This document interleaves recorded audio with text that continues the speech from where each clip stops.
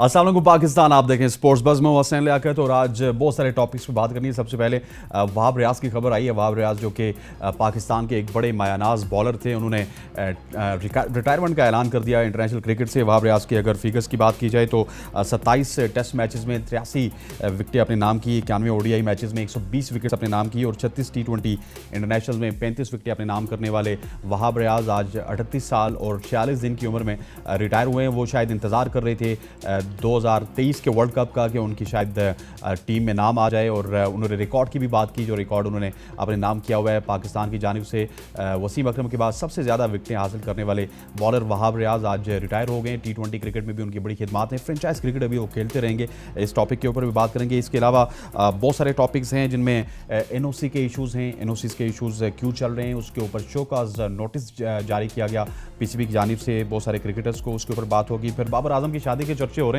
तो उस हवाले से भी बात होगी। फिर डिलेज इन सेंट्रल कॉन्ट्रैक्ट्स, इस हवाले से भी बात होगी। नसीम शाह की injury, first class cricket, Lanka premier league में कोलंबो स्ट्राइकर्स जिसमें पाकिस्तान की आधी टीम खेल रही थी, उसकी परफॉर्मेंस इतनी दीदी नहीं रही। इस तमाम तर इशू पे बात होगी, लेकिन पहले हम कुछ ऐसे मामलात पे बात करेंगे जो कि आई थिंक थोड़ा सा डिफरेंट है, क्योंकि PCB मैनेजमेंट कमेटी आई और उसके बाद उसने बहुत सारे काम किए और उन कामों को सराहना भी चाहिए और बहुत अच्छे अच्छे काम भी किए। इस तमाम तर टॉपिक पे बात करने के लिए पाकिस्तान के एक मारूफ नाम सीनियर स्पोर्ट्स जर्नलिस्ट शोएब जट साहब हमारे साथ मौजूद है। जट साहब, सबसे पहले आपको खुशामदीद कहते हैं sir, thank you for joining अस।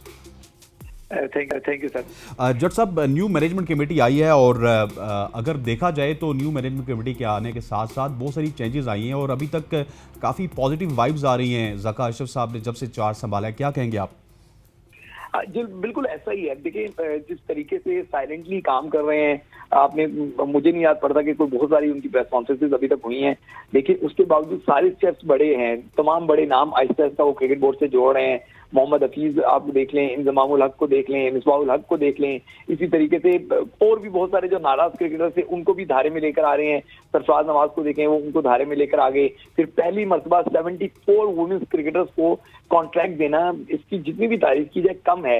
माजी में इसकी कोई मिसाल नहीं मिलती। हम हमेशा ये बात करते रहते थे या सुनते आते थे कि पाकिस्तान वुमेन क्रिकेट जो है वो 20-25 लड़कियों के इर्द गिर्द घूम रही है, लेकिन 74 लड़कियों को अगर सेंट्रल कॉन्ट्रैक्ट मिल रहा है, इसका मतलब है कि अब पाकिस्तान का वुमेन पूल भी बढ़ेगा। तो बहुत सारे स्टेप्स हैं जिन पे हमें तारीफ करनी होगी, बहुत सारे स्टेप्स हैं जिनका अभी समझ नहीं आ रहा कि वो किस तरह के स्टेप्स उठाए गए हैं, लेकिन जो है वो आने वाले दिनों में पता चल जाएगा कि क्या वो स्टेप बेहतरी की तरफ हैं या उन स्टेप में कुछ कमी रह गई थी। जी हाँ, बिल्कुल शोएब साहब, आप ठीक कह रहे हैं, क्योंकि लास्ट जो मैनेजमेंट कमेटी थी शायद वो फंसी रही तमाम तर रीजन्स में। एक तो रीजन के इलेक्शन नहीं करवा सके, फिर अगर हुए तो फिर अपने इलेक्शन नहीं करवा सके। उसके बाद एशिया कप के मामले पे वो हमें फंसती हुई नजर आई। लेकिन इस मैनेजमेंट कमेटी ने आते ही जो मिसबाहुल हक और हफीज़ और इंजी की कमेटी बनाई, आई थिंक वहाँ से इनका काम थोड़ा सा स्पीड अप हुआ। अब बिल्कुल आप सही कह रहे हैं। देखिए, इंजमामुल हक को अगर हम बात करें तो पाकिस्तान की सबसे बड़ी ग्लोरी 1992 वर्ल्ड कप, और उसके अगर मैं गलत नहीं हूँ सेमीफाइनल के वो हीरो थे। और उसके बाद भी उन पाकिस्तान की जानिब से जो टेस्ट रन्स के उन्होंने अंबार लगाए हुए हैं वो किसी से ढके छुपे नहीं है। दुनिया उनको वर्ल्ड क्लास बैट्समैन की हैसियत से जानती है। अगर हम मिसबाहुल हक की बात कर लें तो वो टेस्ट नंबर 1 पाकिस्तान को बनवाने वाले जो है वो कप्तानों में उनका शुमार होता है। मोहम्मद हफीज की बात कर लें, चैंपियंस ट्रॉफी के विनर खिलाड़ियों में उनका शुमार होता है। तो ये मॉडर्न डे एरा के जो क्रिकेटर हैं वो भी इस धारे में शामिल हो गए, और जो हमारी ग्लोरी के क्रिकेटर्स थे वो भी इसमें शामिल हो गए। आने वाले दिनों में मजीद क्रिकेटर्स भी, क्योंकि बेशतर पाकिस्तान के बड़े क्रिकेटर्स भी जो हैं वो इस टाइम दुनिया भर की मुख्तलिफ लीग में मुख्तलिफ रूप में जो है वो बिजी हैं। तो जब वो भी पाकिस्तान आ जाएंगे तो इसमें यकीनी तौर पर मजीद बेहतरी आएगी।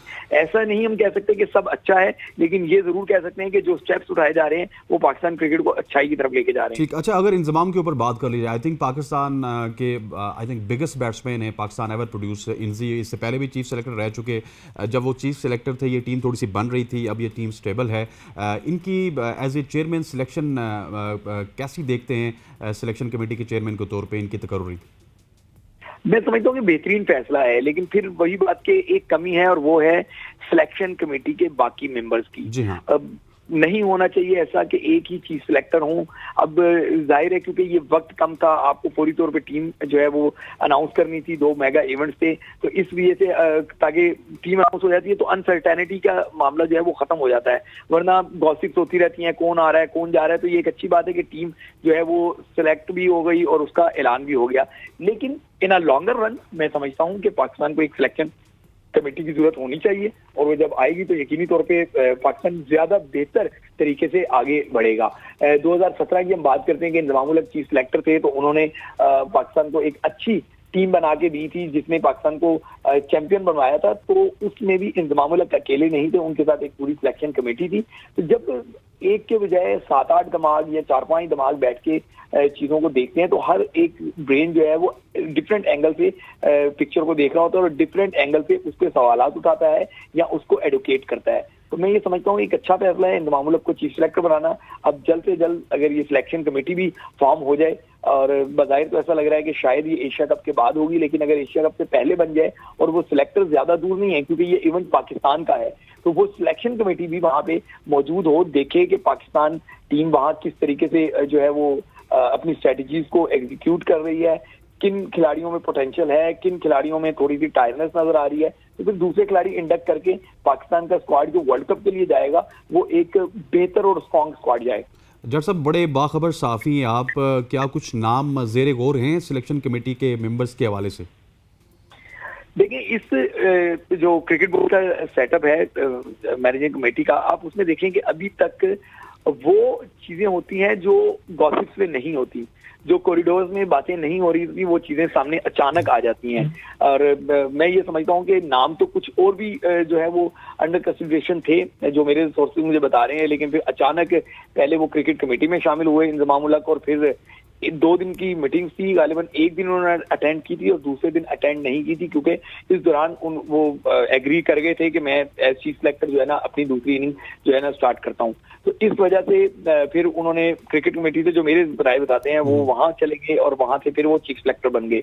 तो बहुत सारे नाम जो पहले चीफ सिलेक्टर के लिए थे, माइट भी वो क्रिकेट कमेटी के रोल में नजर आए, या डोमेस्टिक क्रिकेट के कुछ सर्किट में आपको अलग अलग जगह पे जो है वो दिखाई दे। तो बहुत सारे प्लान्स हैं, बहुत सारे नाम जो है वो ज़ेरे गौर हैं। तो डिफरेंट प्लान्स, डिफरेंट नेम्स, तो हो सकता है कि जिस जगह उनको कंसीडर किया जा रहा हो उनके बजाय उनके रोल जो है वो दूसरी जगह हमें दिखाई दें। अच्छा, जो टीम सिलेक्ट हुई है और अफगानिस्तान के खिलाफ ओडीआई के लिए और एशिया कप के लिए, जट साहब क्या टीम में चेंजेस होंगी या मोर और लेस यही टीम हमें वर्ल्ड कप में भी देखने को मिलेगी?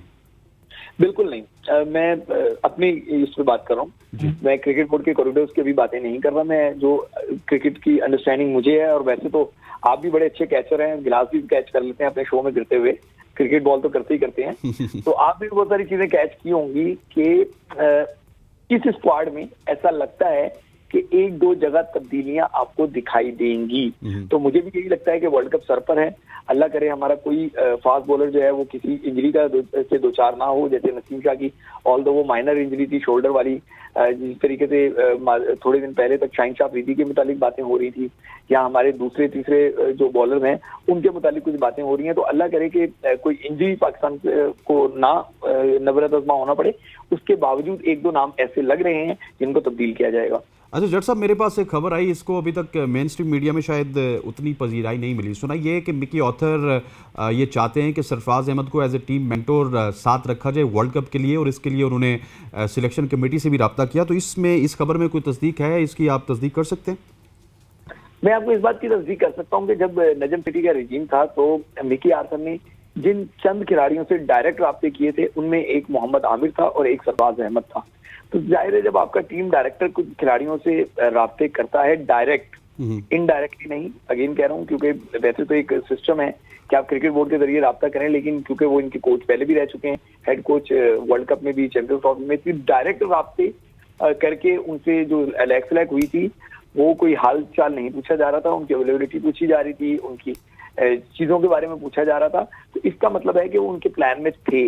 अब आमिर जो है वो आपको नजर आ रहा है कि वो उनका फोकस फिलहाल लीग पे है, लेकिन सरफराज अहमद जो है वो लीग में कहीं दिखाई नहीं देते, मासवाई पीएसएल के या एक आधी लीग के। तो सरफराज अहमद से मुतालिक जो उनके प्लान्स हैं, यकीनी तौर पर मैंने आपको जो कहा है कि आने वाले दिनों में मुझे लगता है कि 1-2 नाम तब्दील होंगे।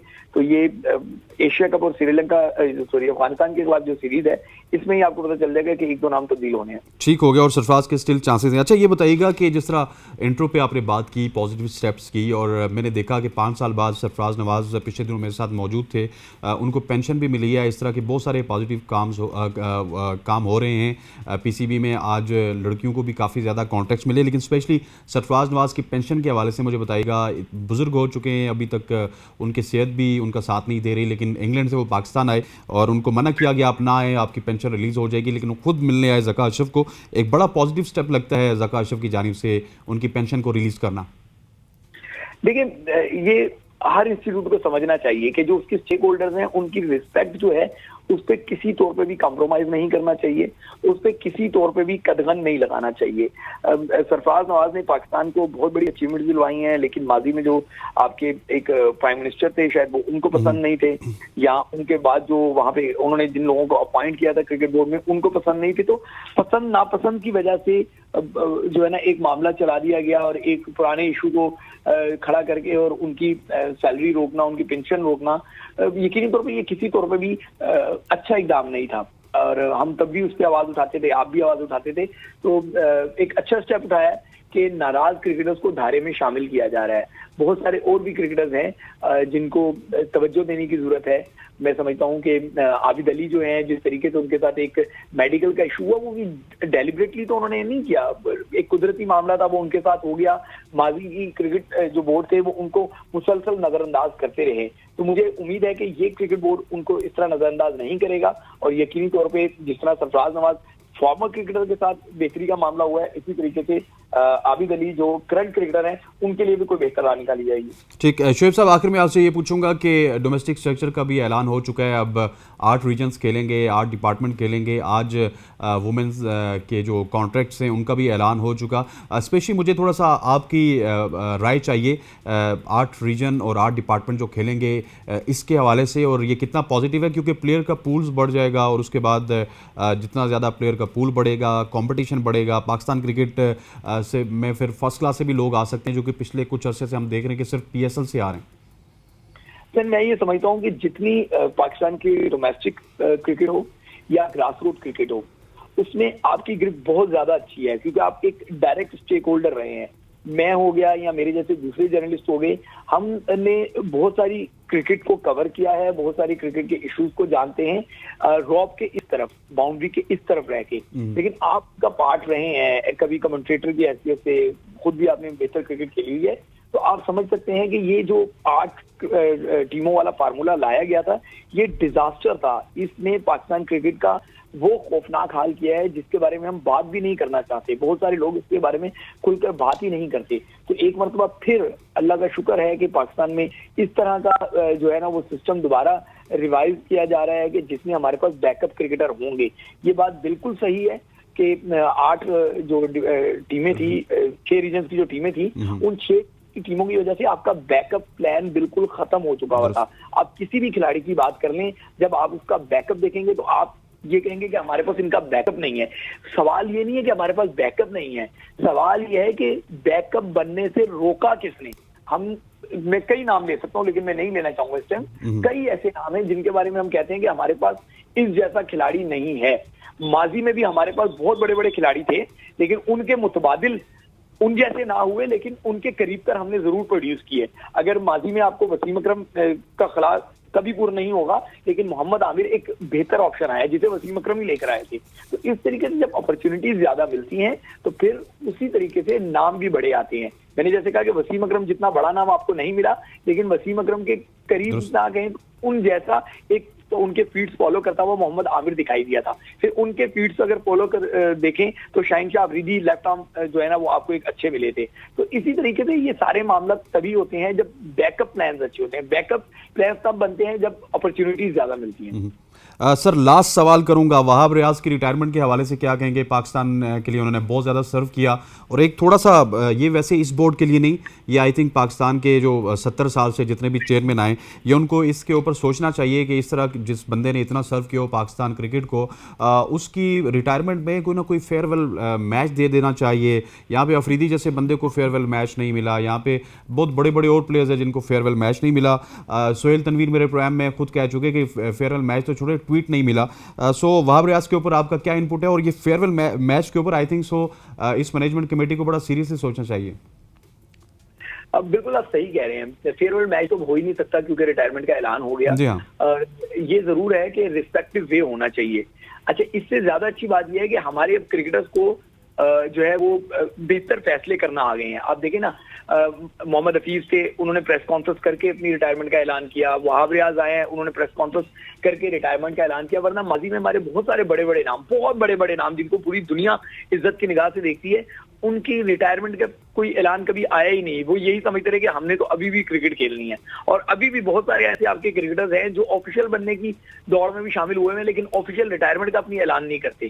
तो ये एक अच्छी बात है कि 15 साल का उनका शानदार करियर रहा, वर्ल्ड कप खेले, कई मेमोरीज भी हैं, कई उसमें जो है वो ऐसी परफॉर्मेंसेज भी हैं जिनके सवाल तो उठते रहे, लेकिन बहुत सारी ऐसी परफॉर्मेंसेज भी हैं कि जिनको जो है ना लोग याद रखते हैं। 2011 का वर्ल्ड कप ही आप देख लें, सेमीफाइनल जब वो मारते हैं, और दो कि हम वो मैच नहीं जीत सके थे इंडिया का, लेकिन वो भी बड़ी यादगार है कि शुएब अख्तर को बिठा के वहाब रियाज को खिलाना और फिर वहाब रियाज का अपने आप को प्रूव करना।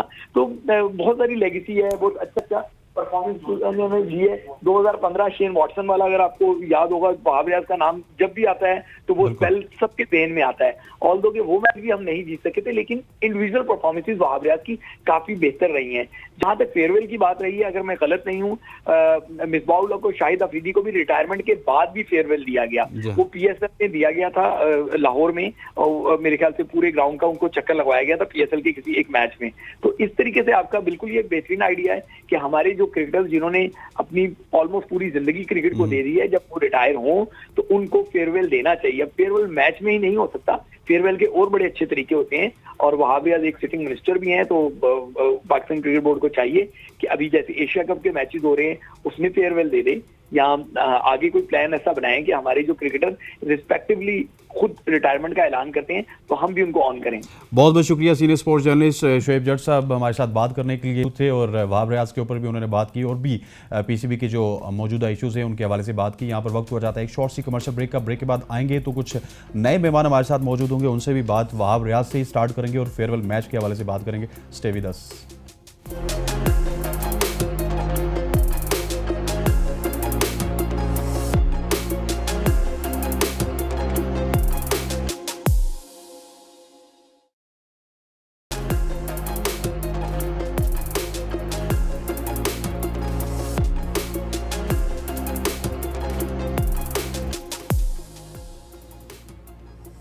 Welcome back to show. और बात जहाँ से चल रही थी वहीं से स्टार्ट करेंगे। बात कर रहे थे हम वहाब रियाज के हवाले से पहले सेगमेंट में, और अब दूसरे सेगमेंट में कुछ नए मेहमान हमारे साथ मौजूद है। कराची से शाज़ेब अली भुट्टो हमें ज्वाइन कर रहे हैं, और यूसुफ अंजुम साहब सीनियर स्पोर्ट्स जर्नलिस्ट लाहौर से हमें ज्वाइन करेंगे।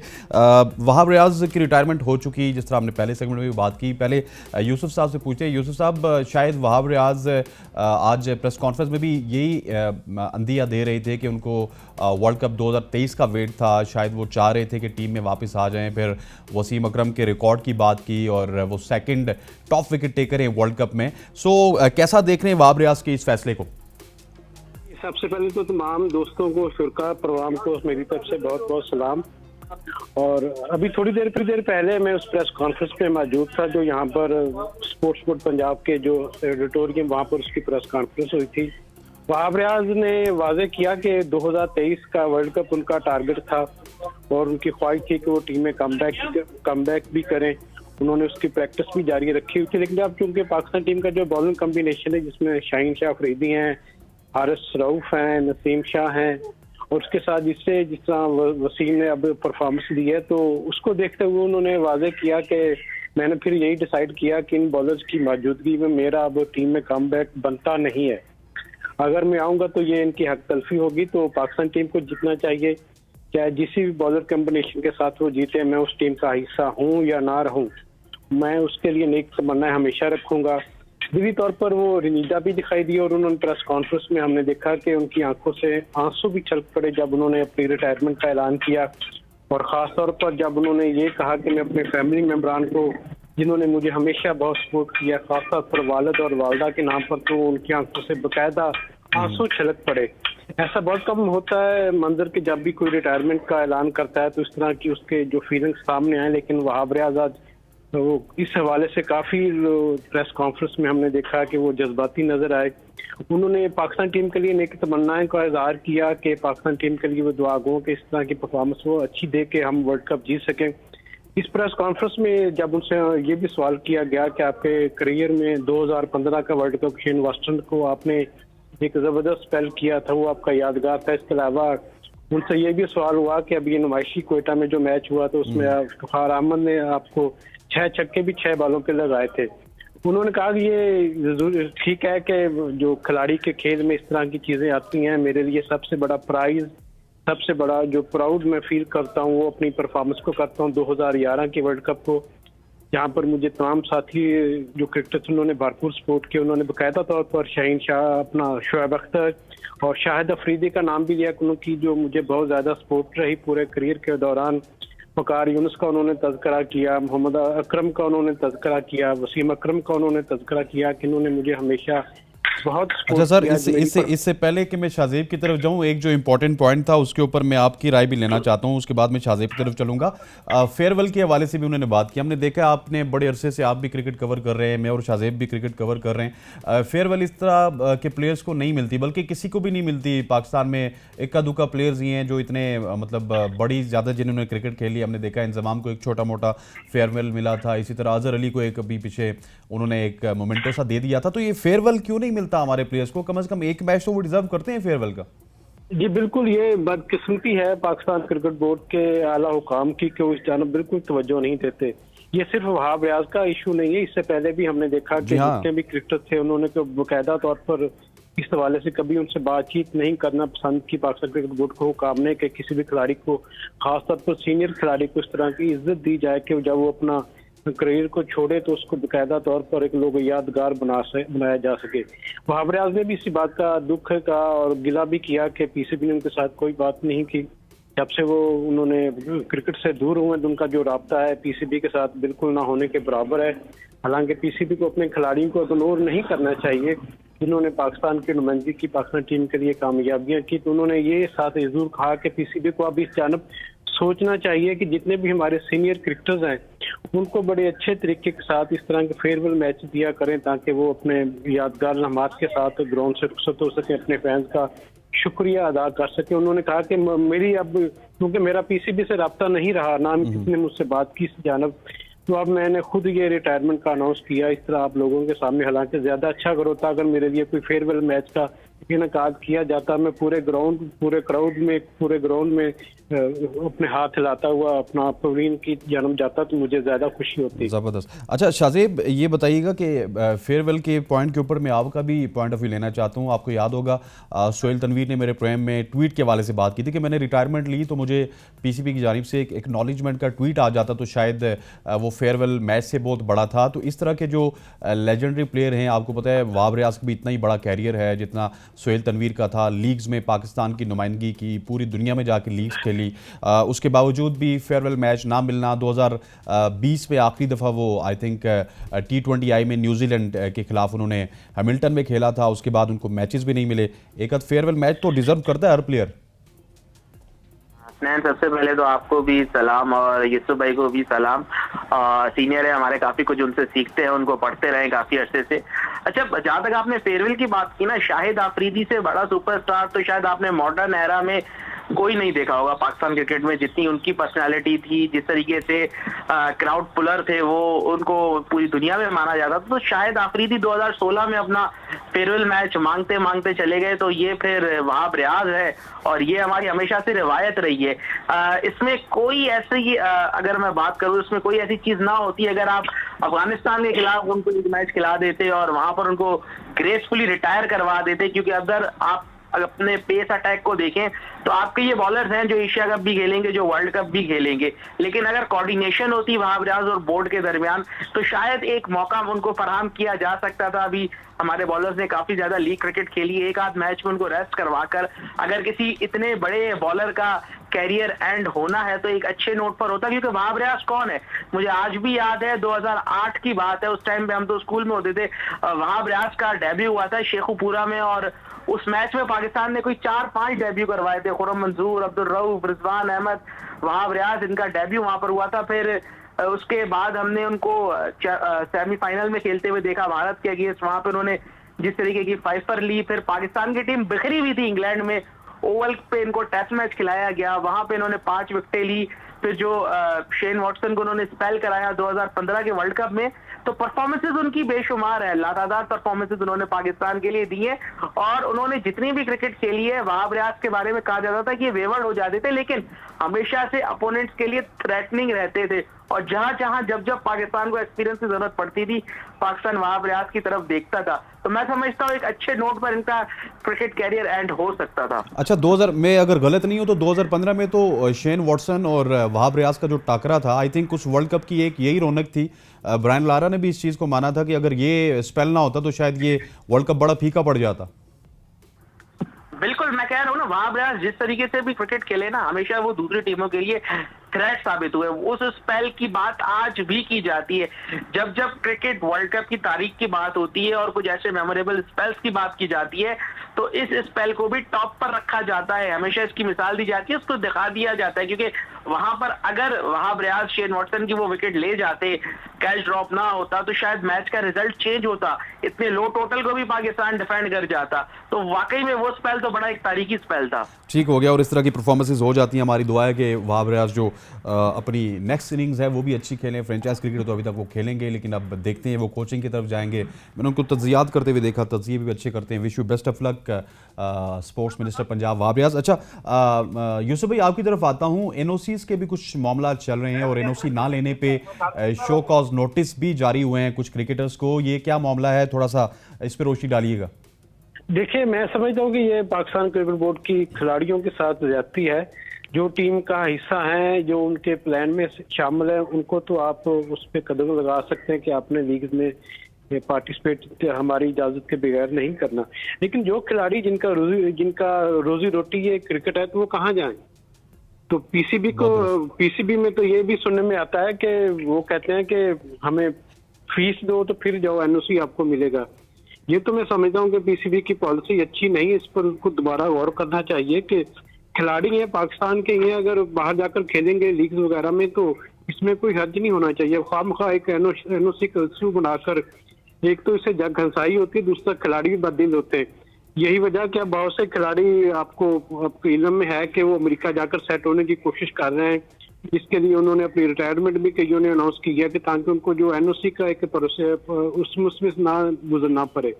तो मेरे ख्याल में ये थोड़ा सा अनफॉर्चुनेट नहीं है कि $10,000 जो कि तकरीबन 30 लाख पाकिस्तानी बनते हैं कमोबेश, और हमने श्रीलंका प्रीमियर लीग में देखा उसकी ओपनिंग में इसी तरह बिड्स लगती थी। बहुत सारे क्रिकेटर्स हैं जो टोटल $15,000 में बिके हैं या $20,000 में उनकी बोली लगी है। अब उन क्रिकेटर्स के लिए $10,000 आप पीसीबी को पे करेंगे, मतलब ये मुजायका खेज नहीं है। आप 10-11 क्रिकेटर सुपरस्टार्स हैं, उनके ऊपर तो ये फीस लगा सकते हैं, लेकिन अब देखें ना, शोएब मकसूद के लिए या फिर सलमान इरशाद के लिए या फिर इमरान जूनियर के लिए कौन $10,000 पे करेगा? ये तो भी इमर्जिंग है। ये तो ज्यादती है ना कि इतने ज्यादा पैसे भी उनको नहीं मिलते इन लीग से, क्योंकि जो टॉप क्रिकेटर उनको ज्यादा पैसे मिलते हैं, बाकी तो बेचारे उनका सफरी अखराजात ही समझे पूरा होता है, घर का राशन ही चलता है। तो इसी सूरत हाल में जहां पाकिस्तान क्रिकेट बोर्ड ये दावे करता है वो खिलाड़ियों की बहबूद के लिए वो काम करने को तरजीह देता है, तो मेरे ख्याल में उनको इस जाने भी जरूर तवज्जो देनी चाहिए कि जो 20 या 25 लोग हैं उनसे हट के अगर कोई क्रिकेटर्स हैं खेलना चाहते हैं तो उनको तो इजाजत देनी चाहिए हर तरह की लीग में पार्टिसिपेट करने की। अगर वो वहां पर परफॉर्म करेंगे, अच्छा करेंगे, तो उनकी ज़्यादा इससे पाकिस्तान का नाम भी रोशन होगा, उन खिलाड़ियों का रोजगार भी जो है वो बढ़ेगा, और हो सकता है कि उनमें से अच्छी परफॉर्मेंस के बाद लड़का कोई टीम में कमबैक करने के काबिल भी हो जाए। तो ये पीसीबी को थोड़ा सा मैं समझता हूँ कि जान तवज्जो देनी चाहिए। हमने माजी में भी देखा कि जो भी चेयरमैन आया, लेकिन जो पीसीबी की राहदारियों में बैठे अफसरान हैं उन्होंने अपनी जो पॉलिसी उसको बदलने की कभी भी कोशिश नहीं की, बल्कि अपने ही जो एक तरह के जो तरीकाकार उसके मुताबिक की हर चेयरमैन को उसमें डालने की कोशिश की। तो अब उम्मीद की जा सकती है कि ज़का साहब जो समझते हैं कि खिलाड़ी उनके लिए बहुत दिल के करीब हैं, तो उनको ये अब साबित भी करना पड़ेगा कि खिलाड़ी वाकई उनके दिल के करीब रहते हैं। जी हाँ, खिलाड़ी उनके दिल के करीब हैं। यानी शाहजेब, वैसे अगर देखा जाए, जिस तरह मैंने यूसुफ साहब से पूछा कि अब $10,000 जो इमर्जिंग प्लेयर्स हैं, लेट सपोज जमान तो चले अब अच्छे हो गए, वो दुनिया के सामने आ गए, सलमान इरशाद हैं, शोएब मकसूद हैं, इमरान जूनियर हैं, आप फवाद आलम का नाम ले लें, क्योंकि वो भी तो आजकल नेशनल सर्किट में तो नहीं है। इन प्लेयर्स के लिए यही 20,000, 25,000, मैक्सिमम आप $30,000 की इनकी पीछे से बोली लगती है या इस तरह की बिड लगती है, उसके ऊपर वो $10,000 पीसीबी को भी देंगे। थोड़ा सा मुजायका खेज नहीं है? देखिए, ये जो एक पॉलिसी थी और एक जो रूल था ना, ये आईसीसी ने ही बनाया था कि बोर्ड प्लेयर्स की जो अमाउंट होती है उसमें से वसूल कर सकते हैं, लेकिन उसमें था कि कम से कम 10%। अब उस 10% को 10 लाख बना दिया है पाकिस्तान क्रिकेट बोर्ड ने। अगर उसको 10% ही रहने दिया जाता तो शायद इसमें कोई ऐसा मजायका नहीं था। 10% तो कोई भी खिलाड़ी देने को तैयार था। तो बात वही है ना कि हमें देखना भी तो है, हमारे प्लेयर्स आईपीएल नहीं खेल रहे जहां पे करोड़ों के और अरबों के कॉन्ट्रैक्ट होते हैं, ठीक है ना। जो आईपीएल आजकल तो हमने सुनने में आ रहा है ना कि वहां पे 5-5 साल के कॉन्ट्रैक्ट ऑफर किए जा रहे हैं, जिसमें अरबों रुपए में पैसे दिए जाएंगे कि भाई हमारी टीमें 5-6 लीग में खेलती हैं, आप उनमें जाके खेलें। तो पाकिस्तानी प्लेयर्स को वो लग्जरीज, वो कॉन्ट्रैक्ट ऑफर नहीं होते। तो इस चीज में मैं समझता हूँ कि मिसबाह-उल-हक जो कि मैनेजमेंट कमेटी में आए हैं, मोहम्मद हफीज जो कि मैनेजमेंट कमेटी में आए हैं, अब वो अपनी मैनेजमेंट कमेटी को मजीद आगे बढ़ाएंगे, उसमें कुछ और लोग भी शामिल करेंगे। तो वो अब बैठे और चेयरमैन से बात करें, इस चीज को रिव्यू करें, क्योंकि मैं समझता हूं कि वो अपने साथी क्रिकेटर्स का ख्याल कर सकते हैं, क्योंकि वो प्लेयर्स रह चुके हैं, वो इन मरहलों से गुजर चुके हैं, अभी भी वो लीग खेल रहे हैं। तो मैं समझता हूँ वो बेहतर गाइड कर सकेंगे। और चेयरमैन को भी चाहिए कि इन चीजों पे इन लोगों से, ये जो क्रिकेटर्स हैं जो कि दुनिया भर की लीग में जाते हैं, वहां पर खेलते हैं, इनसे बात करें और इनके साथ मुशावरत से कोई लाएअमल तय करें। और अगर ये 10% और 15% और 20% तक इसको रखा जाए तो बेहतर है, बजाय इसके कि आप 10 लाख मांगे। क्योंकि देखिए, परसेंट अगर आप रखेंगे तो फिर उसका जितना भी कॉन्ट्रैक्ट होगा उसमें से एक हिस्सा आपको जाएगा। लेकिन अगर आप $10 लाख मांगेंगे 10 तो लाख 30 भी नहीं जी, 10,000 डॉलर, जो कि 30 लाख बनता है। मैं वही कह रहा हूँ। हाँ। $10,000 अगर आप मांगेंगे, $10,000 आप मांगेंगे, 30 लाख। अगर किसी का कॉन्ट्रैक्ट ही 35 लाख का होगा तो वो आपको 30 लाख कहां से देगा? यस, बिल्कुल दुरुस्त, अभी बिल्कुल। रिसेंटली आईपीएल हुए ना हसनैन, उसमें आप देखें $20,000 में, $25,000 में हमारे प्लेयर्स पिक हुए हैं। जी ऐसे ही है, 10,000 से स्टार्ट हुए बहुत सारे प्लेयर्स। सर ये बताइएगा, अच्छा यूसुफ साहब भी हमारे साथ मौजूद हैं और शाजिब अली भुट्टो भी हमारे साथ मौजूद हैं। वापस आएंगे तो यूसुफ अंजुम साहब ने एक स्टोरी की थी कल बाबर आजम के हवाले से, काउंटर स्टोरी थी बेसिकली। उनकी शादी की खबरें चल रही थी, लेकिन यूसुफ अंजुम साहब ने अंदर की खबर अवाम को बताई। यूसुफ अंजुम साहब से वो भी खबर डिस्कस करेंगे और कुछ और भी खबरों पर तबसरे करेंगे। लेकिन यहाँ पर वक्त हो जाता है एक शॉर्ट कमर्शियल ब्रेक का। स्टे विद अस।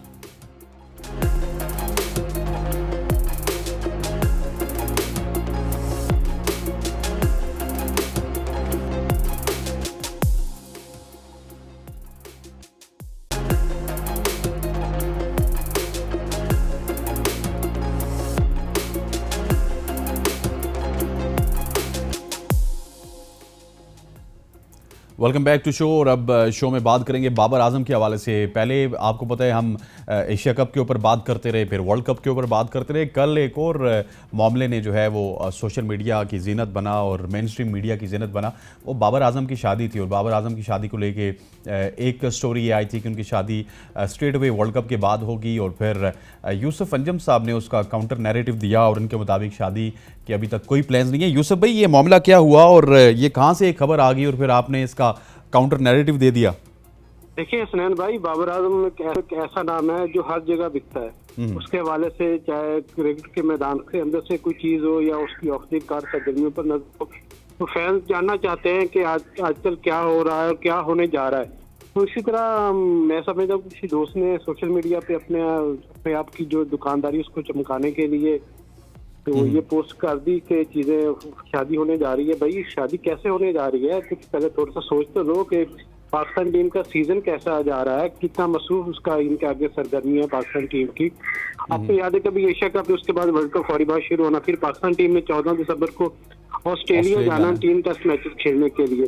उसके बाद हमारे 5 T20 न्यूजीलैंड के साथ है, PSL है, फिर पाकिस्तान ने दोबारा जाना है हॉलैंड, आयरलैंड वगैरह के साथ, इंग्लैंड के साथ T20 मैचेस खेलने। उसके बाद वर्ल्ड कप है। तो इतना टाइट स्केड्यूल है कि किसी को, उसके पास तो वक्त ही नहीं है बाबर आजम के पास इस बारे में सोचे भी शादी के हवाले से।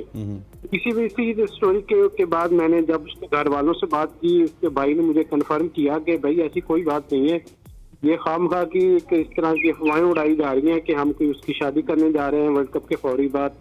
तो हमारा फोकस तो उसकी सारी है कि वो क्रिकेट में मजीद अपने आप को ग्रो करे। अगर बाबर आजम अच्छा खेलेगा, अच्छा वो फैसले करेगा मैदान के अंदर, उसकी जो फोकस है वो सिर्फ क्रिकेट होगी, तो इससे पाकिस्तान का फायदा होगा। तो बाबर आजम तो हम चाहते हैं कि उसको कोई प्रेशर ना हो शादी का, वो आराम से तसल्ली से अपना ये पूरा सीजन खेले। कम से कम 1 साल बाद फिर हम इसको प्लानिंग करेंगे कि शादी कब करनी है। तो शादी जब भी होगी सबको बताया जाएगा। अच्छा यूसुफ भाई, ये जो सोहेल इमरान साहब कह रहे थे कि उनके उनके करीबी जराए ने उनको बताया कि शादी होगी, तो वो कौन सा करीबी जराए थे जो सोहेल साहब को ये बताते रहे कि शादी होगी? देखिए, किसी भी यानी कि हो सकता है कि जितने भी साथी होते हैं सुनी सुनाई बातों में बात आ जाती है कि ठीक है यार वो प्लान कर रहे हैं, होता है बंदा सोचता तो है ना कि यार शादी होने जा रही है तो उस हवाले से करनी चाहिए। तो ये सोहेल साहब की स्टोरी से पहले की स्टोरियां सोशल मीडिया वो सोशल मीडिया पे आ रही थी, सोहेल साहब ने सिर्फ कंफर्म किया था। हाँ, उसी वाले से वो चीजें पहले से सोशल मीडिया पे आ रही थी कि बाबर आजम की शादी होने जा रही है वर्ल्ड कप के फौरी बाद। तो ये सारी सोच आ गई जिसमें हमने कोशिश की कि जो अपने हकायक उनसे अपने जो पढ़ने वाले उनको बाखबर रखा जाए। ठीक हो गया, आपने तो बाखबर रखा। अच्छा शाज़ेब, एक पॉइंट ऑफ व्यू ये भी बनता है कि बहुत सारी चीज़ें जो सोशल मीडिया पे बिकना स्टार्ट हो जाती हैं और उसका काउंटर नैरेटिव या फिर उसी तरह की चीज़ें जो है हम मेन स्ट्रीम मीडिया में भी देखते हैं। वैसे इसका ट्रेंड अगर कहा जाए तो मेन स्ट्रीम मीडिया ने ही स्टार्ट किया था। आपको याद होगा कि तकरीबन महीना यहाँ पर शोएब मलिक की शादी चली थी, कभी मेहंदी हो रही थी, कभी बारात हो रही थी, कभी एक वलीमा, कभी दूसरा वलीमा, कभी पाकिस्तान वाला इवेंट, कभी इंडिया वाला इवेंट। तो ये वाली चीज़ें जो है वो सोशल मीडिया को तो बेसिकली मेन स्ट्रीम मीडिया ने ये दिया सारा कुछ। हालांकि ये एक निजी मामला है, उनको करने दिया जाए, जो भी करना है उन्होंने आज करना है, कल करना है, परसों करना है। देखिए बात ये है कि मैं तो ऐसी खबरें 4 साल से सुन रहा हूँ, लेकिन बात ये कि आप और हम इसमें कमेंट नहीं कर सकते, क्योंकि जब तक फैमिली अनाउंस नहीं करती या जब तक ऐसी कोई बात नहीं होती तब तक आप और मैं कौन होते हैं उनकी निजी जिंदगी में बात करने वाले, क्योंकि वो हमारे लिए एक सुपरस्टार है, एक क्रिकेटर है।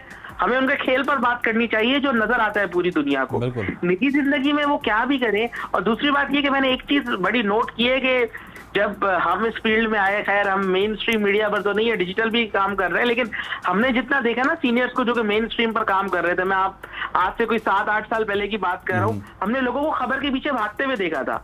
इनमें से यूसुफ साहब भी हैं, इनको भी हम पढ़ते थे, हालांकि इनका ताल्लुक लाहौर से, लेकिन काफी ज्यादा हमने इनको पढ़ा है अखबारात में, बाद में इनको टीवी स्क्रीन पर भी देखा।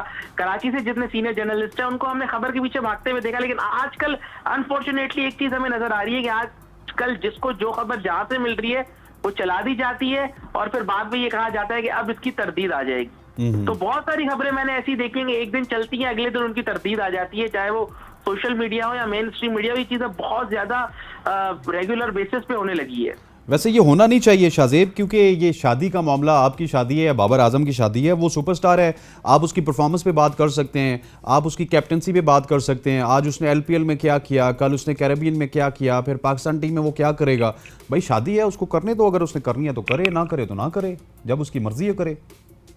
बिल्कुल ऐसा ही है, बिल्कुल ऐसा ही है कि ये कोई पब्लिक इवेंट्स नहीं होते और हर किसी की एक प्राइवेसी होती है। हर चीज में इंटरफेयर करना भी ज्यादा अगले के लिए परेशान कुन बन जाता है। और हम भले उसके परिस्तार हो, लेकिन हमें उसको परेशान भी तो नहीं करना चाहिए। एक इंसान की निजी जिंदगी भी होती है, तो इन चीजों का ख्याल करना चाहिए। चाहे हमारे सोशल मीडिया के दोस्त हो या कोई भी दोस्त हो, उनको ये चीज समझनी चाहिए। ठीक, यूसुफ साहब एक और टॉपिक के ऊपर आपसे डिस्कशन का सिलसिला आज आगे बढ़ाऊंगा। आखिरी कुछ लम्हात चल रहे हैं, आपकी मौजूदगी का प्रॉपर फ़ायदा उठा रहे हैं हम। सबसे पहले ये बताइएगा कि ये जो डिले हुआ है कॉन्ट्रैक्ट्स में, ये क्यों हुआ है? क्या कल तो खबर यही थी आपके अखबार में भी और भी कि ज़का अशरफ साहब मुआवजा दुगना करेंगे। अब कुछ लीक्स के मामला चल रहे हैं कि PSL के अलावा कितनी लीक्स खेली जाएंगी। फिर ये भी चल रहा है कि बहुत सारे मुआहदात ऐसे हैं कि जिसमें खिलाड़ियों को जो है वो शामिल किया जाएगा, उनकी जो इनकम होगी। तो ये क्या कुछ है, क्यों सेंट्रल कॉन्ट्रैक्ट्स अभी तक डिले हो रहे हैं? देखिए, जो लीग क्रिकेट है ना, ये किसी भी क्रिकेटर के लिए कमाई का बहुत बड़ा जरिया है। हर खिलाड़ी की ख्वाहिश होती है तो हर लीग में हिस्सा ले, और यही हमारे जो स्टार खिलाड़ी ये भी चाहते हैं कि जितनी भी बड़ी लीगें, पहले तो किसी ने PSL के अलावा 2 लीग के लिए इनको इजाजत दी थी कि वो खेल सकते हैं बाहर जाकर, लेकिन अब तो सुनने में ये आ रहा है कि उसकी जो तादाद है थोड़ा कम करने की कोशिश की जा रही है कुछ खिलाड़ियों के लिए। तो PCB शायद ये भी सोच रहा है कि उनको जितना मुआवजा 2 लीग खेलने से मिलता है वो उनको हम वैसे ही दे दिया करें ताकि वो बाहर जाकर खेले ही ना। तो इस पे PCB के और खिलाड़ियों के दरमियान अभी तक जो मामला हैं वो फाइनल नहीं हो सके। बाकी तकरीबन ऑलमोस्ट चीजें को हो गई हैं कि जो इनका सेंट्रल कॉन्ट्रैक्ट होगा वो उसको दुगना कर दिया गया है। तो इस तरह जो दीगर ये 1-2 चीजें हैं जिन पर अभी बातचीत होनी बाकी है। अभी तो जो क्रिकेट कमेटी के सरबराह थे, अच्छा यूसुफ साहब, ये जो सेंट्रल कॉन्ट्रैक्ट्स हैं ये सब के दुगने हुए या जो सुपरस्टार्स हैं, मतलब बाबर हो गए, रिजवान हो गए, शाहीन हो गए, कैटेगरीज हैं A, B, C, D और इमर्जिंग कैटेगरी, ये सब के इनको उन्होंने दोगुना कर दिए। जो पहले 5 लाख खरीदे थे अब उनको 10 लाख मिला करेंगे। ठीक। और इसमें अब ये भी हमें पता चला है कि जो पहले कैटेगरी बनाई गई थी रेड और व्हाइट अलग जी अलग हाँ। रेस थी, उसको खत्म किया जा रहा है। पहले जिस तरह पहले होते थे कि A, B, C, D सब के लिए इलेक्शन जो लागू था, उसी पॉलिसी को दोबारा अपनाने की कोशिश तो की जा रही है। लीग्स की कोई खास पॉलिसी बनाई जा रही है कि लीग्स में क्या किया जाएगा, मतलब कितनी लीग्स खेलने की इजाजत होगी? देखिए, जो पीसीबी की ख्वाहिश है कि जो हमारे स्टार्स हैं वो कम से कम बाहर जाकर खेलें, क्योंकि आपको पता है कि पाकिस्तान टीम का सीजन बड़ा मसरूफ है, अहम मैचेस हैं, आगे आ रहे सीजन शुरू है।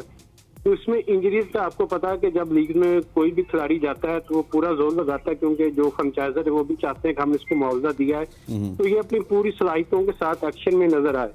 तो इसीलिए क्योंकि इंजरीज का जब कुछ खतरा होता है कि इंजरी ज्यादा ना हो जाए, इसलिए पीसीबी की ख्वाहिश है कि लड़के जो भी हमारे हैं उनको हम पैसा देते हैं, मुआवजा देते हैं, तो वो सिर्फ पाकिस्तान के लिए खेलें और पीएसएल के लिए खेलें, सिवाय एक आध लीग जिसके तल्लुक ज्यादा होता है क्रिकेट बोर्ड के साथ, उसके लिए वो इजाजत देंगे।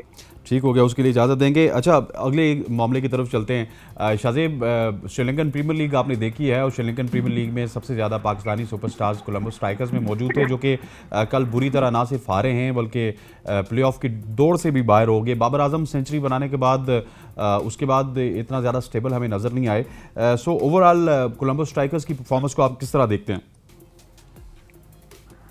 देखिए, काफी मायूस कुन और काफी हैरान कुन परफॉर्मेंस थी, बिकॉज ये वो टीम थी जिसको काफी ज्यादा हाई रेट किया जा रहा था, क्योंकि इस टीम में आपके पास नसीम शाह मौजूद थे, इस टीम में आपके पास बाबर आजम मौजूद थे, फिर इफ्तिखार अहमद और मोहम्मद नवाज भी इस टीम में थे। इफ्तिखार तो खैर लेटर ऑन आए, लेकिन 4 मैचेस इफ्तिखार, बल्कि 5 मैचेस इफ्तिखार ने भी खेले इनके लिए, और नवाज शुरू से इनके पास मौजूद थे।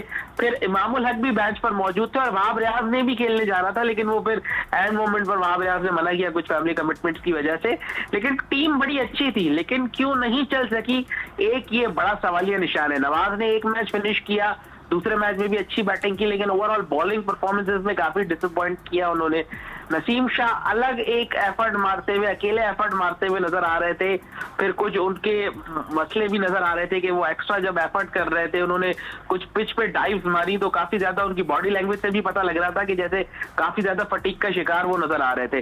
बाबर आजम की 2 अच्छी इनिंग्स आई, लेकिन अगर आप बाबर आजम के कैलिबर के प्लेयर हैं तो 6 में से 2 अच्छी इनिंग्स आना तो वेल आपके ऊपर एक रिस्पॉन्सिबिलिटी है।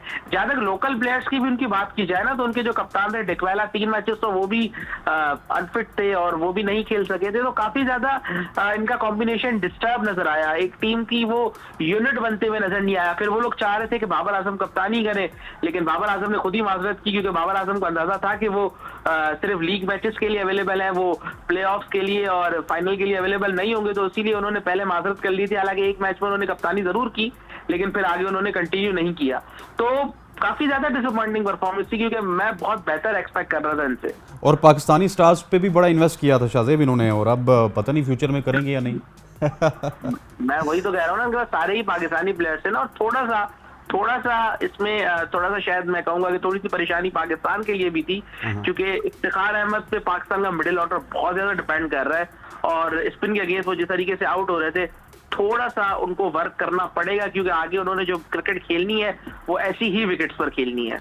जी यूसुफ साहब, आखिर में आपसे एक सवाल पूछना चाहूँगा, क्योंकि बहुत बिजी स्केड्यूल है पाकिस्तान की क्रिकेट टीम का, और उसके बावजूद भी हमारे कुछ खिलाड़ी लंका प्रीमियर लीग खेलते हुए नजर आए, वहाँ पे भी कुछ आउटस्टैंडिंग परफॉर्मेंसेस नहीं है। टू बी फ्रैंकली स्पीकिंग, जो खिलाड़ी हमारी 11 का हिस्सा होते हैं वो इतना अच्छा परफॉर्म नहीं कर रहे, कुछ 100 खेल रहे हैं, कुछ जो है वो G20 खेल के आए। तो इतना ज़्यादा अगर आप के आगे स्केड्यूल टाइट था तो आपको कुछ एहतियात करनी चाहिए थी। अब कल नसीम शाह की खबर आई कि वो इंजर हैं, फिर नसीम शाह ने इसकी तरदीद कर दी।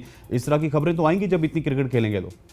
जी बिल्कुल, जो वर्कलोड है वो काफी क्रिकेटर्स पे आ गया है। तो आपको पहले भी अपना यही बताया कि हर खिलाड़ी की ख्वाहिश है कि पैसा ज्यादा से ज्यादा वो जनरेट करे, वो हर मैच खेलना चाहता है, कोई मैच मिस करना भी नहीं चाहता। तो ये थोड़ा सा मेरे ख्याल में पैसा ही सब कुछ नहीं होता। आपको पाकिस्तान ने इज्जत दी है, पाकिस्तान ने नाम दिया, तो मेरे ख्याल में उसके लिए आपको थोड़ा सा कंप्रोमाइज करना चाहिए। और जो पीसीबी की या जो पाकिस्तान क्रिकेट बोर्ड की जो मसरूफियात है टीम की, उसको देखते हुए थोड़ा सा आपको रेस्ट भी जरूरी होता है।